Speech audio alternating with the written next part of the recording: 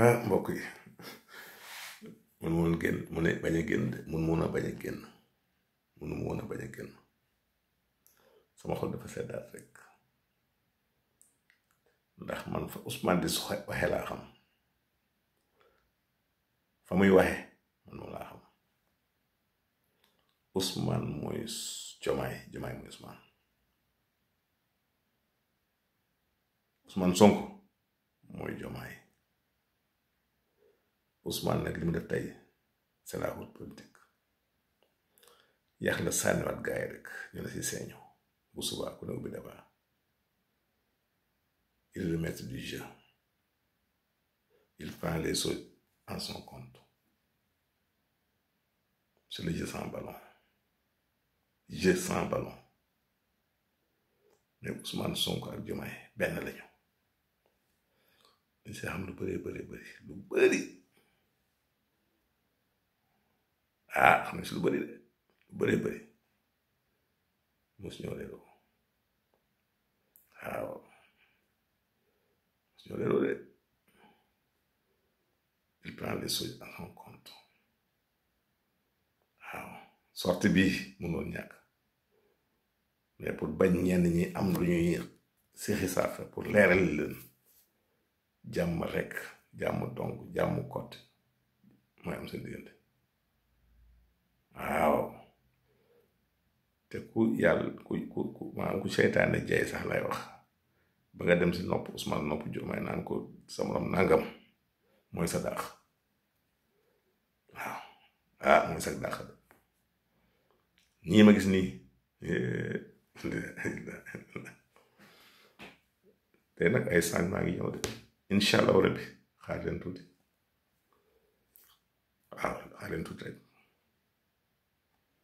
les pastefiens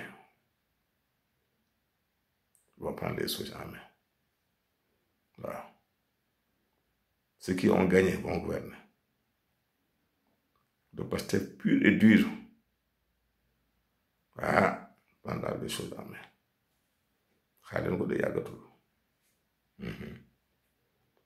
si kanam tuuti wallahi gis nga ko si seytaane ruux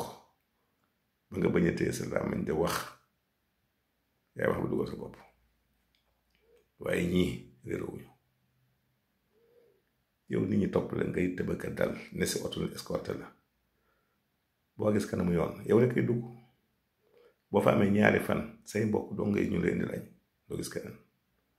yeewu leen te nekk nit Ousmane est le maître du jeu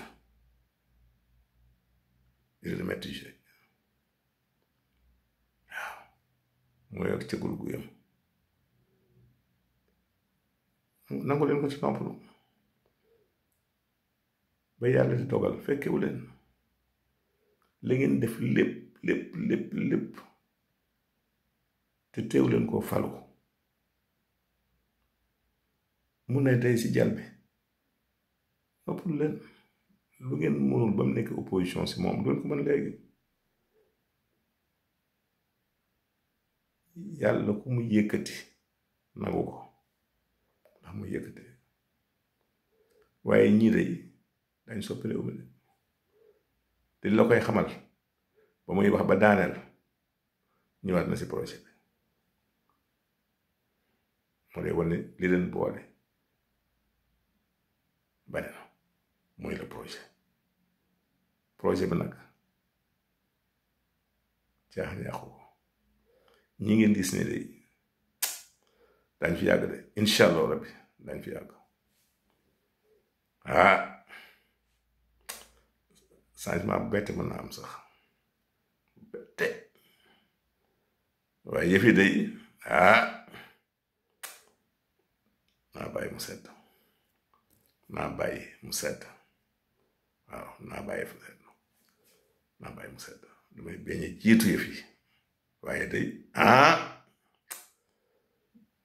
nañu xaar rek te bañ a yàkkamte waaye day ba si kanam tuuti li si kanam rawul bët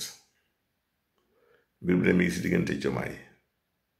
Malick Ndiaye Ousmane Sonko mbir maa ngi foofu te si kanam tuuti dana leer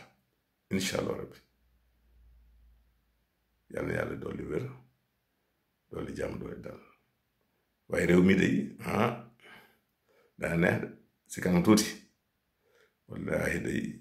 ñu bëri nañ bëgg bitim réew di ñu si fii ñu bëri nañ bëgg jógewaat bitim réew di Sénégal des na tuuti day génne gën a yomb dugg fii mën naa jafe kon yàlla na yàlla dolli jàmm dolli dal dolli wér si réew ñi ñaan safaan nañu bàyyi te xam ni ñoom ñaar ñu ànd nekk benn mooy jàmmi Sénégal bu ñu amoon jafe-jafe réew mi new na bu kenn ñaan kon nag jàpp leen ni yàqum leen sànni la rek bàyyi leen ñu seeñu waaye jàmm rek am incha allah jàmm rek am